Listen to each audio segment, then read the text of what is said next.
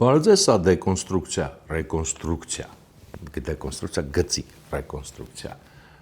զրույցների շարքն է, երրորդն է այդ զրույցների մեջ, որը սկսել ենք այս տարի, առաջին մեր զրույցի մեջ մենք արդեն սահմանել ենք, թե ինչով ենք մենք այստեղ զբաղվում, այսպես ասած, քանդել հավաքելով հանրայնորեն տարածված կամ հանրային գիտակցության մեջ ամրապնդված տարբեր պնդումներ, ձևակերպումներ, ճշմարտություններ կամ միգուցե ճակերտավոր ճշմարտություններ, ամենայնպես այնպիսի ձևակերպումներ, որոնք ինքնին պարզ են համարվում, ու կատակով այս հաղորդումը ես sense ընկերական միջավայրում կոչում եմ քանդուկ հավաքուկ, դեկոնստրուկցիա, ռեկոնստրուկցիա կամ քանդուկ հավաքուկ, ավելի sense ոչ ֆորմալ միջավայրում եւ երկրորդ արդեն մեր զրույցի ընթացքում անցյալ անգամ մենք որոշեցինք մի շատ պարզ ուրեմն պնդման քննությունից սկսել, այն որ ասում ենք դե մենք փոքր ազգ ենք եւ սկսեցինք քննել դա եւ եկանք նրան, որ այդ պնդումը իրականում այդ պատկերացումը ոչ այնքան քանակի մասին է, ինչպես առաջին հայացքից կարող թվալ, ոչ այդքան օբյեկտիվ իրականության մասին է, ինչպես էլի կարող է առաջին հայացքից թվալ, այլ ավելի շատ հոգեբանության, մտածողության եւ աշխարհի պատկերի։ Եվ այստեղից մենք եկանք նաեւ այդ աշխարհի պատկերին մեր մոտ ավանդական, որ կան մեծ ազգեր, որոնք ամեն ինչ որոշում են եւ փոքր ազգեր, որոնք պետք է պարզապես հարմարվեն մեծերի ստեղծած աշխարհից, եւ այստեղից մի հարցադրում ծագեց, որ եթե այդպես է, իսկ ընդհանրապես հետաքրքիր է, այդ ինչպես են այդ մեծեր կոչվածները,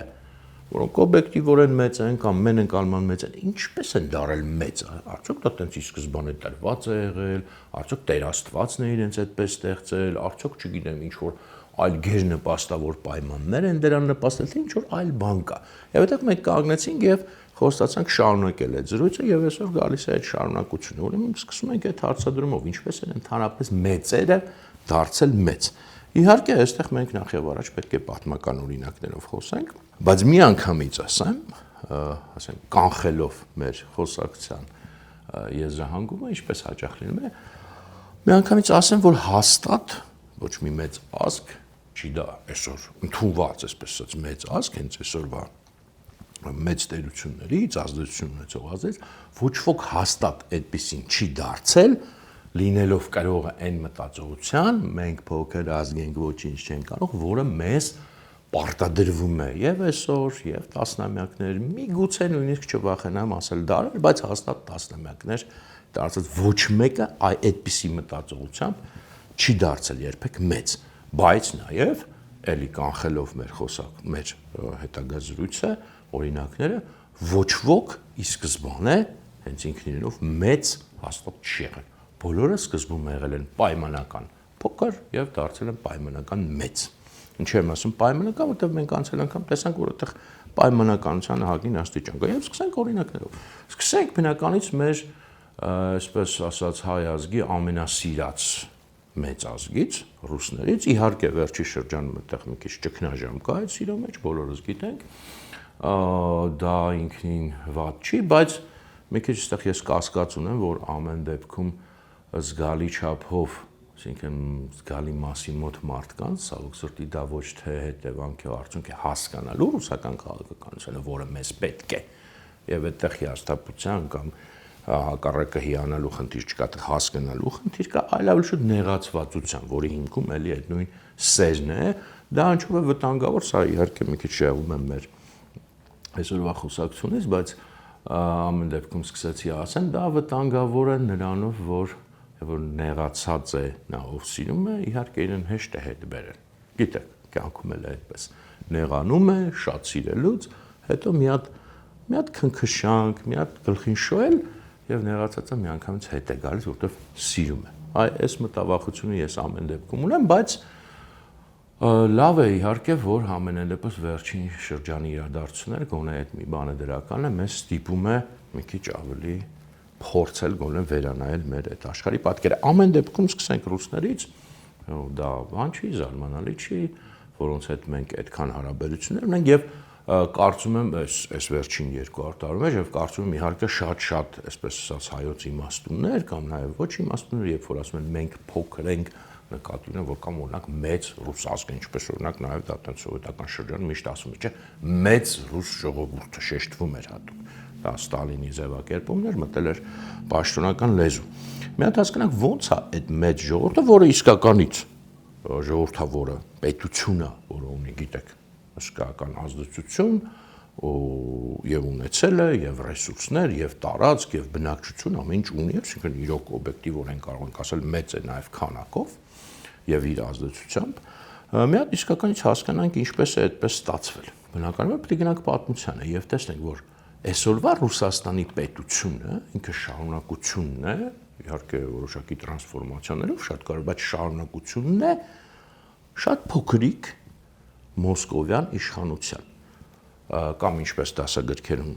սիրում են գրել, միջեմը մոսկովյան ռուս։ Այնտեղ իհարկե եղել է նաև այսպես կոչված Կիևյան ռուսը եւ այլն, դա հիմա չենք վերցնում, դա նախապատմություն, դա այսօրվա պետության անմիջական, այսպես ասած, նախորդը չի։ Դա չգիտեմ, նախորդի նախորդն է կամ ինչ է, իհարկե մոսկովյան այդ իշխանությունը ինքը ձևավորվել է այդ կոնտեքստում, այդ հին ավելի Կիևյան, բայց այսօրվա ռուսական պետությունը անմիջական շարունակություն, այսինքն առանց ընդհատումների շատ կարևոր փոփոխություններ, բայց առանց ընդհատումների շատ փոքրիկ մոսկովյան իշխանության եւ ինքը Մոսկվան շատ փոքրիկ աննշան նույնիսկ ռուսական մասշտաբներով աննշան կենտրոն է, այնտեղ այդ ժամանակ շատ ավելի կարևոր են օրինակ Վլադիմիրը, չգիտեմ, Տվերը եւ այլ քաղաքներ, որ հենց հիմա Մոսկվայի կողքն են, եւ որ ասում ենք շատ փոքրիկ, դա իսկական շատ փոքրիկ է, դա այսօրվա երևի այդ Պատմասկովիա կոչվածը նույնիսկ կարող է ամբողջությամբ իր մեջ չտեղավորել, փոքրիկ հենց Մոսկվայի շուրջ, այսօրվա Մոսկվան շատ մեծ է ժամանակ, որը բարձր շատ ավելի փոքր, դա մի հատ իշխանություն էր եւ այնտեղ շուրջը ինչքան ռուսական քաղաք գիտեք, մեծ փոքր հենց հիմա Մոսկվայի շուրջ, դրանք բոլորը առանձին իշխանություններ էին, նույն Տվերը, Սուզդալը, չգիտեմ, Ռիզանը, այնտեղ մի հատ Ռոստովը, բայց ոչ այն հարավային Ռոստովը, այլ այն սկզբնական Ռոստով, եւ այլն, քարտեզին որ նայեք, տեսնեք թե ինչքան փոքր էր, դա խոսք ասենք 14-րդ դարի մասին է։ Եվ ինչպես է դա մեծանում։ Դա մեծանում է աստիճանաբար, մեծանում է որտեղ պետք է կռվով, որտեղ պետք է, այսպես ասած, դավով, խորամանկությամբ, նույնիսկ նենգությամբ, փողով, ինչով ասես, բայց մեծանում է հաստատ ոչ ոք նրանց ոչինչ բան ձրի չի տվել։ Նրանք սկզբից կլանում են այդ փոքրիկ ռուսական մյուս իշխանությունների իրենց շուրջ, նրանք սկզբում էլի որտեղ որ այսպես ասած պետք է կռվում են մոնղոլների դեմ, որտեղ պետք է հակառակը հավատարմորեն ծառայում են, օգտագործում են մոնղոլներին, եւ հետո երբ որ մոնղոլական այդ պետությունը սկսում է քայքայվել, այդ հսկայական տարածքները Եվրասիայի էլի քայլ առ քայլ ոչ միանգամից դառնում են այդ պետության մասը, ծավալվում է դեպի արևելք, ահռելի է այդ տարածքը, որ դուք այսօր տեսնում եք, ինքը սկսվում է այդ փոքրիկ իշխանությունից, գնում հասնում են Սիբիր, տարածքներ են նվաճում եւ ժողովուրդներ, որոնց ոչ ոք մինչև այդ երբեք չի նվաճել եւ այնտեղ ընդհանրապես չի եղել որևէ այսպես ասած քաղաքակրթություն, բայց դա հեշտությամբ չի եղել իհարկե, այդտեղ ապրող ժողովուրդները չեն եղել շատ այսպես ասած զարգացած քաղաքակիրթ, բայց ռուսներն են շատ մեծ ուժերով չեն գնացել եւ այդ շատ դաժան պայմաններ, որտեղ հասկանում եք ինչքան դաժան կլիմայական պայմաններ, անծանոթ լրիվ երկրներ ենք հասել են մինչեւ Խաղաղ օվկիանոսի ափ դարերի ընթացքում կռվով, դավով, էլի նույն արյունով, քրտինքով հասել են երբեք չի կարելի թերագնահատել ռուս ժողովրդի այդ ուժը։ Ես չեմ ասում լավ է կամ վատ է, ես չեմ ասում այդ նվաճումը լավն էր կամ վատն էր, ես գնահատականներ չեմ տալիս, ես ասում եմ ինչքան ահռելի ջանք եւ ուժ է դա եղել եւ ինչքան դժվարություն է դա իրենից ինչքան դժվար է դա եղել, ինչքան եւ այսպես ասած ընդհանուր մինչեւ արկածախնդրություն, ինչքան ռիսկ, ինչքան անհայտի դեմ ուրեմն անհայտի հետ առնչվելու կամք է դա ենթադրել, իրենք դա արել են, սա դեպի արևելք եւ ստացել են եւ մինչեւ հիմա ունեն այսօր այդ ահռելի տարածքը, այդ ահռելի ռեսուրսները, ի վերջո ամբողջ հարստությունը Ռուսաստանի այսօր դրա վրա է հիմնված, չէ՞, Սիբիրյան եւ Ուրալից այն կողմ եւ գուցե նաեւ այս կողմ, բայց այդ ահռելի ռեսուրսների վրա իրենք դարել են, իրենք չեն եղել մեծի սկզբան, իրենք դարձել են, որտեղ իրենք երբեք չեն մտածել, որ իրենք փոքր են, իրենք մտածել են սկզբում որ իրանք մեծ են եւ դարձել են մեծ եւ արևմուտքում իրանք շատ դաժան պայքար են նույնպես մղել սկզբում Լեհաստանի հետ այդ այսօրվա Լեհաստանն ու Ռուսաստանը չեն դա հետագա դարերի ընթացքը չի երբ որ Լեհաստանը ավելի sense փոքր եւ զոհի կարգավիճակում է Ռուսաստանի նկատմամբ հակառակը Լեհաստանը այն ժամանակ ավելի ուժեղ էր քան մոսկովյան իշխանությունը եւ ռուսական հողերի մեծ մասը ռուսալեզու, sense ասենք, հիմա դա ռուսականն է, բելարուսականն է, ուկրաինականն է, դա մեզ չի հետաքրքրում։ Այն ինչը որ ռուսալեզու ուղղափառ ժողովուրդները իրենց մոտ էր այսօրվա նույնիսկ հենց Մոսկվային կպած Սմոլենսկա, չգիտեմ ինչ, այդ ամբողջ Մոսկվայից դեպի արևմուտք հենց բուն Ռուսաստանի տարածքներ, չեմ ասում Բելարուս եւ Ուկրաինա, նրանք Լեհաստանի մասն էին եւ Մերձ Բալտիկան եւ Լեհաստանը շատ ավելի հզոր պետություն էր, քան Ռուսաստանը եւ անվերջ կռիվներ էր մղում, գերիշխանության կռիվներ էին դրանք, որոնք չեն տվել մի օր, 2 օր, 44 օր, մի տարի, 10 տարի, դրանք մոտ 200 տարի տևել են եւ այդ կռիվներում հիմնականում ի սկզբանե թույլ կողմը եղել են ռուսները, հետո են ուժեղացել եւ Լեհաստանը հետո է թույլացել եւ իրենք նվաճել են իրենց նախկին, այսպես ասած, իրենց նկատմամբ գերիշխանության փնտրողներին, բայց դա եղել է պայքարի միջոցով։ Նույնը եկել հասել են մինչև Հայաստան, ո՞նց են եկել, որտեղ Մոսկվա, որտեղ Հայաստանը, ինչ կապ ունեն իրար հետ, մարդիկ եկել հասել են ստեղ։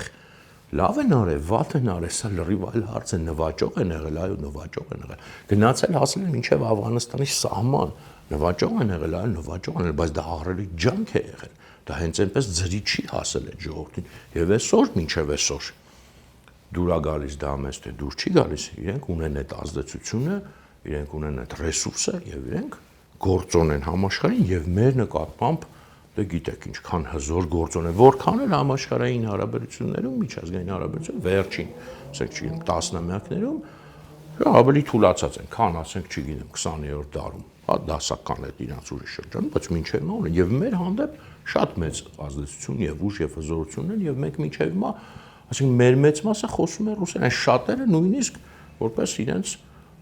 երկրորդ կամ նույնիսկ առաջին հարազատ լեզու։ Ես ինքս օրինակ իմ համար ռուսերենը երկրորդ հարազատ լեզու է, ռուսերենը իմ համար օտար լեզու չի, ոչ թե իմ ընկալմամբ, այլ օբյեկտիվորեն այդպես է։ Այդ ինչու այդպես ստացվեց։ Որտեղ են ռուսները, որտեղ մենք։ Ինչպես է ստացվում, որ Հայաստանում ծնված հրանտը ինչ որ ես ինչ հեռավոր մոսկովյան իշխանության լեզվով խոսում գիտի այդ լեզուն, իրապետում է այդ լեզուն։ Հենց այդպես է ստացվում, որտեղ մարդիկ պայքարել են, մարդիկ ջանք են գործադրել, մարդիկ չեն մտածել մենք փոքր ենք, բայց իրենք օբյեկտիվորեն եղել են փոքր։ 1000 տարի առաջ ռուսները, ռուս, ասենք, այդ, չգիտեմ, ցեղ ասեմ, կորիզը ասեմ, այդ ժողովրդի հենց ռուս բուն, որոնք իդեպ Սկանդինավիայից են եկել եւ սլավոններին տիրապետել, իրանք իհարկե հայերից շատ ավելի փոքր են եղել եւ քանակով եւ ազդեցությամբ եւ հայտնիությամբ եւ ամեն ինչով դարձել են մեծ, բայց ելի եմ ասում դա ճակատագիրը չի նվիրել իրենց, իրենք են հասել այդ կարգավիճակին։ Լավ, ռուսներին թողեցինք մի կողմ, ռուսներին շատերը չեն սիրում, կասեն դե լավ, այդ միևնույն է փլուզվելու է ճարիքի կայսրությունը եւ այլն եւ այլն։ Եվ իդեպ բացի այն որ փոքր են եղել, նաեւ չեն ունեցել մեծ հաշվով մինչեւ 19-րդ դար, ձեզ ասեմ, այդպես առանձնապես ունեցել են ինչ որ մշակույթ, չեմ ասում, ունեցել են, ասենք, այդ իրանց սրբապատկերներ էր հատկապես բան եւ այլն, բայց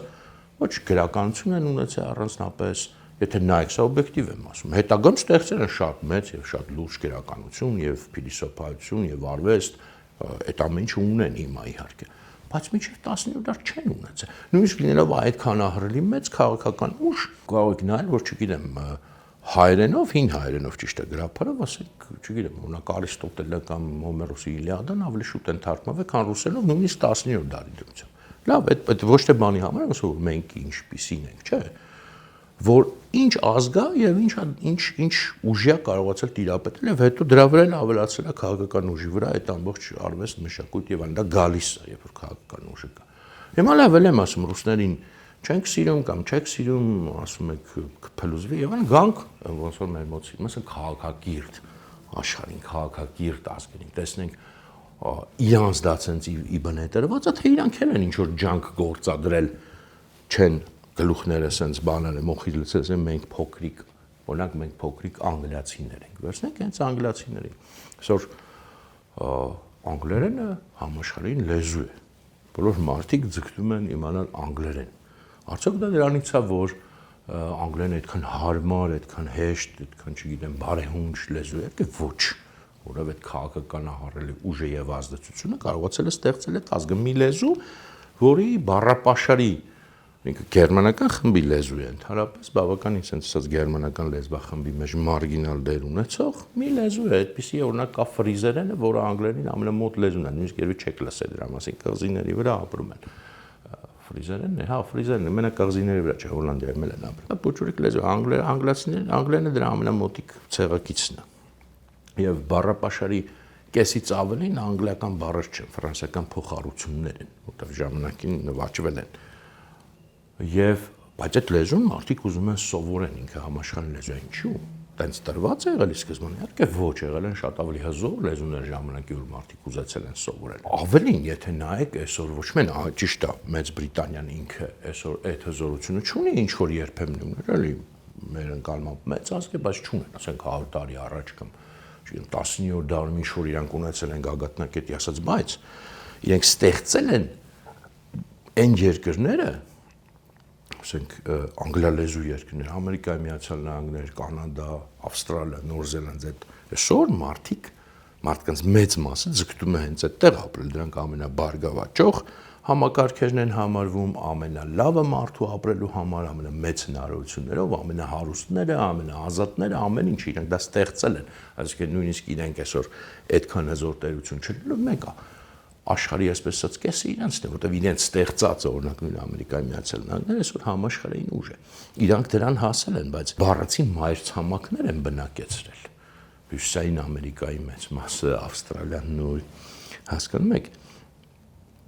եւ բոլորը այդտեղ են ուզում գնալ, այդ թվում հայերը ինչու են ուզում գնալ։ Ինչպես է դա ստացվել։ Անգլիան ինքը իրենով, եթե վերցնեք մինչև այդ հզորացումը, որը սկսում է բավականին ուշ, ասենք, պայքարը հզորացման համար, ասենք, մոտավորապես 16-րդ դարից, բայց վերջնական այդ կարգավիճակի հասնում են 18-րդ դարի կեսին, նույնիսկ այդպիսի գիրք կա, չեմ հիշում, կարծեմ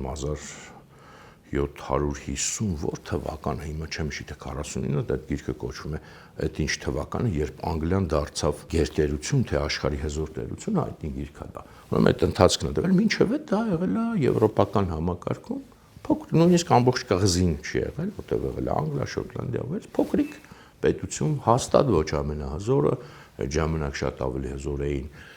նույն եվրոպական բանում կոնտեքստում Գերմանիան, Ֆրանսիան, հետագայում նաև Իսպանիան եւ մնացած բոլորը եւ մի նույնիսկ նորմանդացի դուքս, այսինքն Ֆրանսիայի մի փոքրիկ դքսության տերը Վիլհելմը այդ ամբողջ Անգլիան կարելի ասել մի օրում նվաճում է, դառնում է թագավոր, հիմնադրում է դինաստիան։ Այդքան այդ ա եղել Անգլիան։ Դանիացիներին հարկ են վճարել, դանիացիներն են գնացել եկել Անգլիա, նվաճել են Անգլիա, հարկատու են դարձել Անգլիան, սրանից է սկսվում անգլիական պետությունը, հասկանում եք։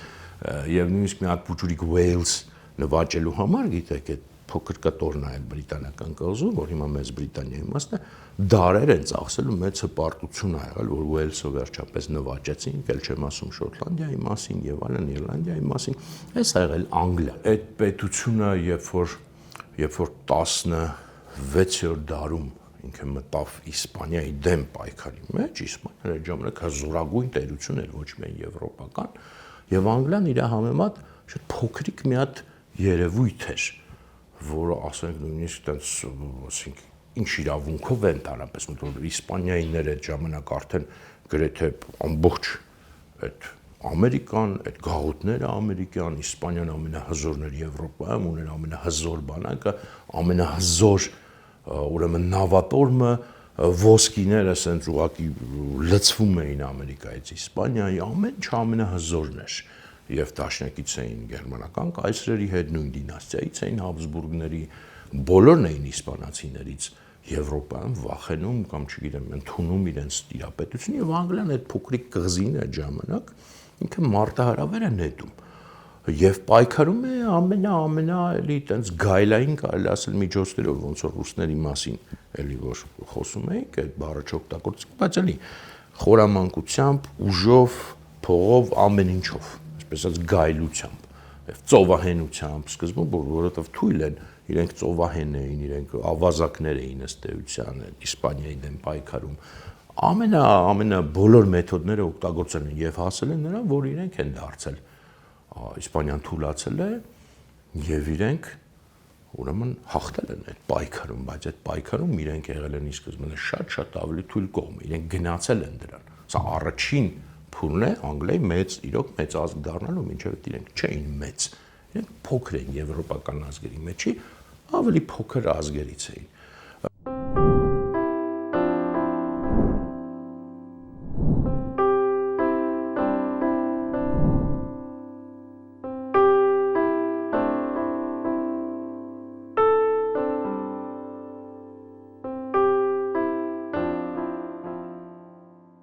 Եվ հետո շարունակվել է պայքարը նույն Նիդերլանդների դեմ,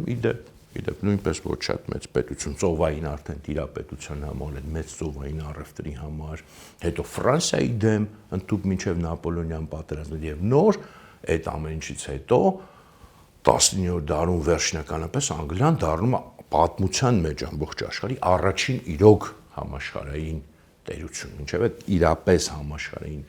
տերություն չի եղել, որտեղ մինչև այդ եղել են, չգիտեմ, տարբեր մայրցամաքներում գերիշխող պետություններ, չգիտեմ, տարբեր ռեգիոններում, բայց իրոք համաշխարհային մասշտաբի, որ ասենք Ատլանտյան օվկիանոսից մինչև Խաղաղ օվկիանոս, Հնդկաստանով, Ամերիկայով, Ավստրալիայով, այդ ամեն ինչով առաջինը անգլիացիներն են։ Մի հատ նայեք քարտեզին այդ փուճուրիկ, նույնիսկ տեսեք Մեծ Բրիտանիան մի վերցեք, հենց Անգլիան այդ կեսը այդ կղզու, այդ ըստեյության այդ փուճուրիկ կետը քարտեզի վրա մի հատ նայեք 19-րդ դարում ինչերին է տիրապետել։ Դե պատկերացնում եք Հնդկաստանն են նվաճել, հասկանում եք։ Այդ ո՞նց է եղել։ Կարող Հնդկաստանն ավելի փոքրական Անգլիան, Հնդկաստանի բնակչությունը ավելի փոքրական Անգլիային, Հնդկաստանի ռեսուրսները, հասկանում եք Անգլիայի ռեսուրսները եւ Հնդկաստանի ռեսուրսները, բնակչությունը, չեմ ասում մնացած ամեն ինչը։ Իրենք դրան հասել են պայքարով, ջանքով, արյունով, քրտինքով, ամեն ինչով, բայց հաստատ ոչ մեկ իրանց դա ձրի 100% չի տվել։ Եվ այդ ինչ որ մեկը ասի, օ նպաստավոր դիրք, լավ ինչ հեքիաթներ ենք պատմում, դա հեքիաթներ են այդ բոլորը։ Քանի է տենց կղզի կա աշխարհում։ Այդ Ճապոնիան չի ամբողջ աշխարհը չի գրավել, չգիտեմ, Սախալինի բնակչությունը չի ամբողջ աշխարհը չի գրավել։ Քանի տենց կղզիակներ կան մեծ ու փոքր աշխարհում, ինչի չեն արել, ինչու չեն գրավել։ Այդ նպաստավոր դիրքը լավ է, մենք է շատ նպաստավոր դիրք ենք ունեցել։ Հայկական լեռնաշխարհը ամբողջ մերձավոր իր արևելքին նկատմամբ գերիշխող դիրք ունի։ Այդ ինչի մենք մինչև Եգիպտոս չենք sense տիրապետում։ Այսինքն նպաստավոր դիրքը շատ քիչ է, լավ է, բայց շատ քիչ է եւ ցանկացած դիրք կարող է դառնալ նպաստավոր, եթե կա մարդը, մարդկանց ջանքը, մարդկանց կամքը, մարդկանց հոգեբանությունը։ Եվ էլի հաստատապես անգլիացիները այդ դիրքին հասել են եւ այսօր դուք սովորում եք անգլերեն լեզու ոչ թե նրա պատճառով, որ իրենց նախնիները, որոնք օբյեկտիվորեն փոքր են եղել ավելի քան իրենց շրջապատը, ամբողջ օր ասել են մենք փոքր անգլիացիներ ենք, մենք բան չենք կարող անել, մեր լեզվի կեսը ֆրանսիական փոխառություններ են, դանիացիները եկան մեզ թալանեցին, Ֆրանսիայում Նորմանդիայի փոքրիկ դքսությունը եկավ մեզ ամբողջ Ֆրանսիան, ամբողջ Անգլիան նվաճեց։ Չէ, այդ չի եղել իրենց մտածում հակառակամ Իսպանիայի դեմ մենք ոնց կարող ենք կռվել, ոնց կարելի է կռվել Իսպանիայի դեմ, դա այն ժամանակվա թիվ 1 պետությունն էր,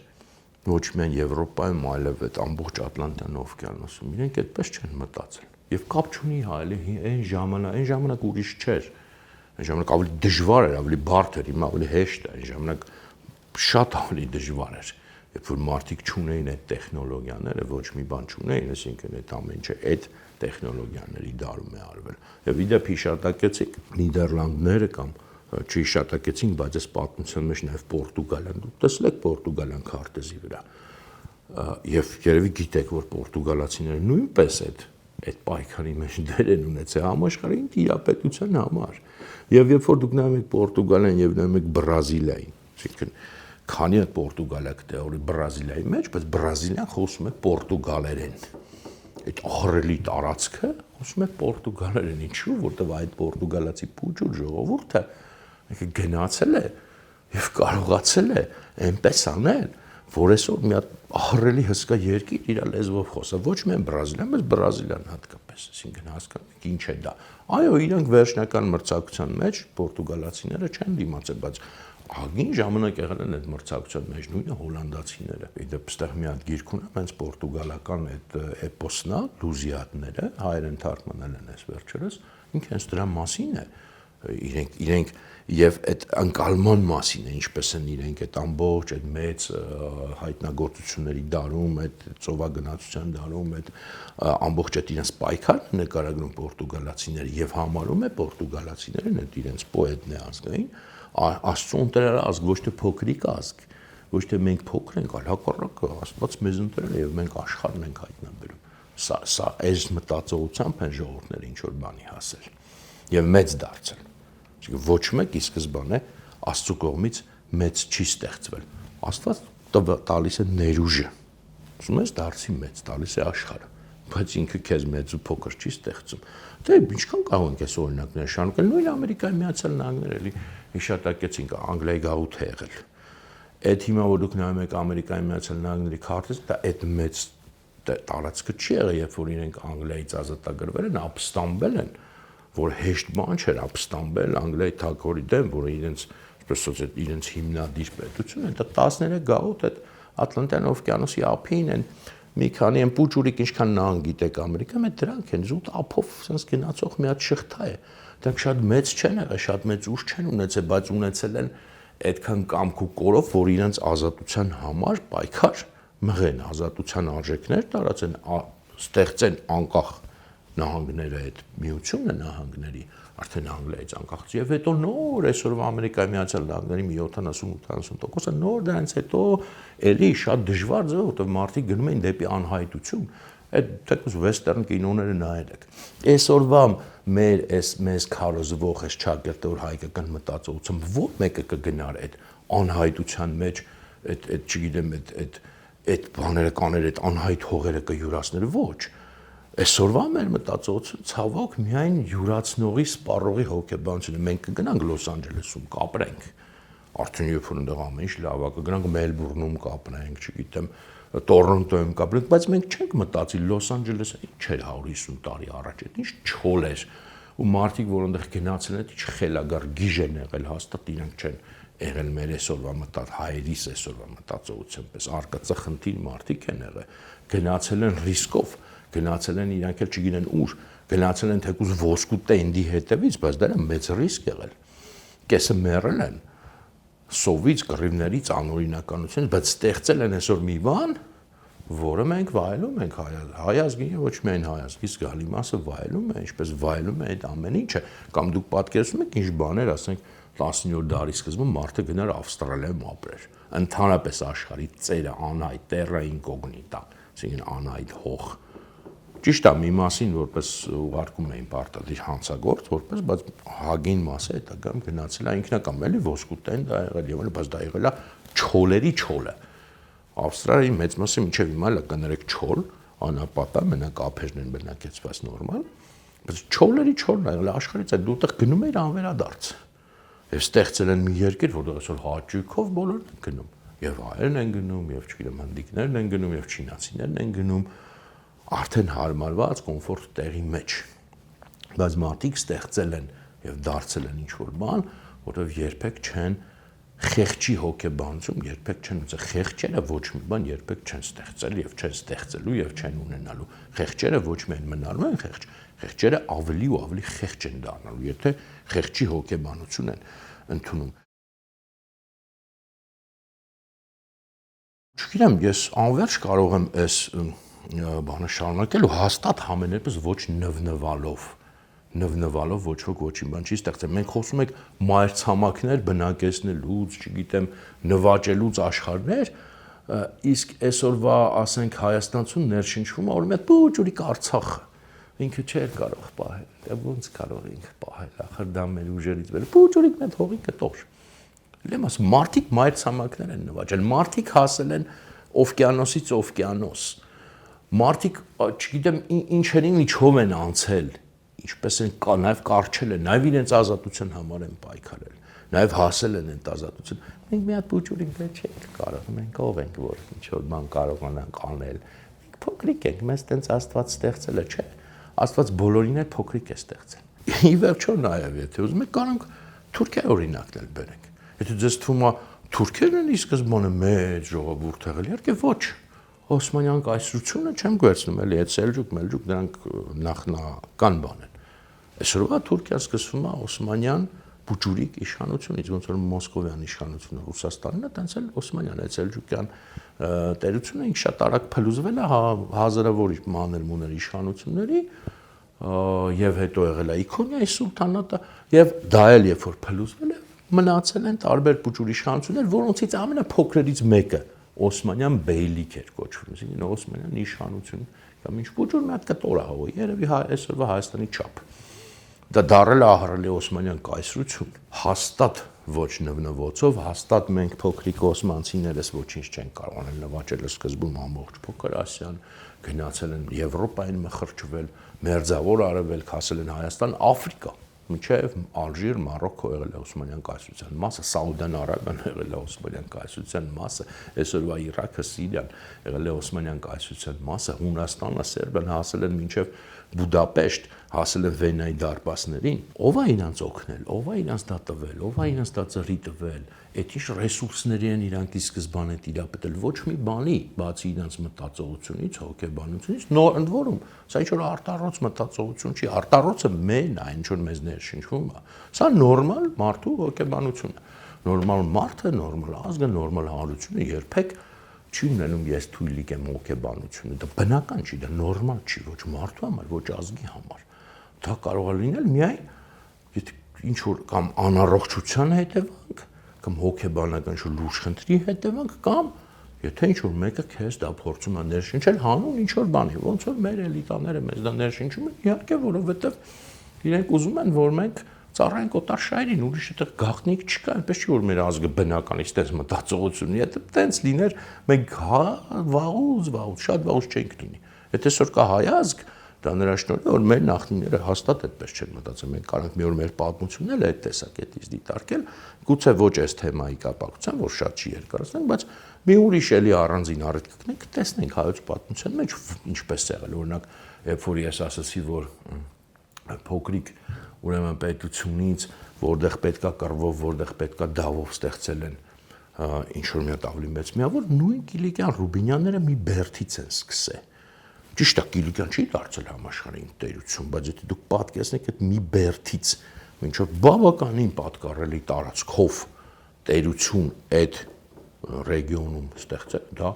էլի հաստատ մենք փոքրիկ թույլ ենք մի հատ բերդ ունենք մտածողությամբ հաստատ չի լինի։ 100 տարվա մեջ իրանք այդ փոքրիկ լեռնային բերդից հասել են մինչև ծով, պայքարներ են մղել եւ ներքին եւ արտաքին գրեթե անverջ, բայց հասել են ու էլի եւ խորամանկությամբ, եւ կռվով,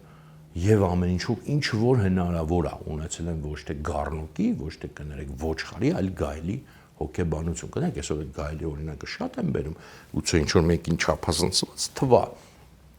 բայց դա ի վերջո պետությունները այո այդպես են ձևավորվում։ Եվ մենք կարող ենք այս օրինակները անverջ խոսալ, բայց եթե այսօր ամփոփենք եզրահանգենք, ակնհայտ է եւ որ երկրի պատմության մեջ ուզում ես խորացի, որ ազգի, որ մեծ ազգին հատկապես ուզում ես, բոլորը դարձել են մեծ, լինելով ի սկզբանե փոքր, բայց վերցնելով իրենց վրա ինչ որ առաքելություն, լինելով առողջ հոգեբանության կրող եւ հասնելով շատ մեծ իրոք ես ես շատ կարճ պատմեցի, բայց այդ ամեն ինչը զոհաբերությունների բառից բուն իմաստով արյունի եւ քրտինքի արդյունք է, ուրիշ ոչ մի բանի, ոչ մի ձրիակերության, ոչ մի մեզ ինչ որ մեկը կօգնի, օգնել են, երբ որ տեսել են, որ օգնելու իսան են, որտեղ ինչ որ մի որտեղ ատամ են ունեցել, էլի գալիս եմ այսօր անդադ այդ գայլի ատամներ են ունեցել, գայլերը իրենց ընկերներ են գտել։ Գառնուկները ցավոք սրտի այս աշխարհում գոնե միջազգային հարաբերությունների աշխարհում չեն գտնում ընկերներ։ Ու դա երևի նորմալ է, հա, այդպես եկեք շատ դրա մասով չտխրենք։ Եթե եզրափակենք ու գուցե կամուրջ գցենք հաջորդ խոսակցությունը, չնայած մինչև վերջ վստահ դեռ չեմ պլանավորել հենց հաջորդը, այն մյուս հարցը, իսկ ինչպես ստացվեց, որ մենք դարձանք փոքր։ Դա էլ ինչ որ տենց չար բախտներ, հանգամանքներ էին, ինչ որ փոքր, նաև քանակով փոքր նկատի ունեմ օրինակ, նաև ազդեցության փոքր, նաև ինքնաընկալման փոքր։ Այդ ինչպես է լինում, որ դառնում են մենք տենց ենք ի սկզբանե, տենց տրված է եղել մեզ։ Դե կարող է ստեղ էլ կա խնդիր հոգեբանության խնդիր եւ ամենակարևորը միգուցե հարց եմ դեռ տալիս ինչքան ավելի շատ ես դու քեզ ասում ես փոքր եմ միգուցե դու հենց ավելի ու ավելի փոքր էլ դառնում ես եւ այդ անverջ փոքրանալու ճանապարհն էս բռնում նման է մեր պատմությանը անverջ փոքրանալու եւ նույնիսկ մեր սերունդը ցավոք սրտի այդ տեսա նորից փոքրացում իսկ միգուցե փոքրացումը հենց գալիս է գլխից է սկսում երբ որ ասում ես փոքր հոգնանում ես։ Ես երկու չեմ ասում, որ հոգեբանությունը ամեն ինչ որոշում ես աշխարհում, ինչ ճիշտ հասկացեք։ Պարզ են բոլոր նյութական բաները, մանավանդ ինձ համար, ես այդ բանում ես միշտ սիրում եմ բալանսավորել, եթե լսել եք նույն ռուս-թուրքական ուրեմն վանդակը, այնտեղ կա այդ ամեն ինչը։ Բայց բնականաբար երկուսն էլ դեր ունեն եւ քանի որ մեր մոտ մեզանում նյութականը չափից ավելի եւ քանակականը այսպես քարոզվում է որպես վճռ, ես ստիպված եմ մի փոքր շեշտը այս անգամ դնել դեպի այդ հոգեբանականը, հասկանալով հանդերձ, որ երկուսը նույնքան կարևոր են։ Կշերքի նժարի վրա երկուսն էլ կարևոր են, հավասար դեր ունեն, բայց այս մեկը մենք թերագնահատում ենք կամ մեզ ստիպում են թերագնահատել, դրա համար մենք կփորձենք հավանաբար, եթե այլ թեմայի չանցնենք, փորձենք մի հատ այդ տեսակետից լինենք։ Մենք ինչպես է որ փոքր ենք քանակով, ընկալմամբ, չգիտեմ ինչով, դա ինչ որ պահից եղել է, թե դա ի սկզբանե այդպես է եղել։ Սա մյուս անգամ հավանաբար կխոսանք, իսկ այսօր այսքանը կհանդիպենք։ Շնորհակալություն շատ, եթե մինչև վերջ լսեցիք։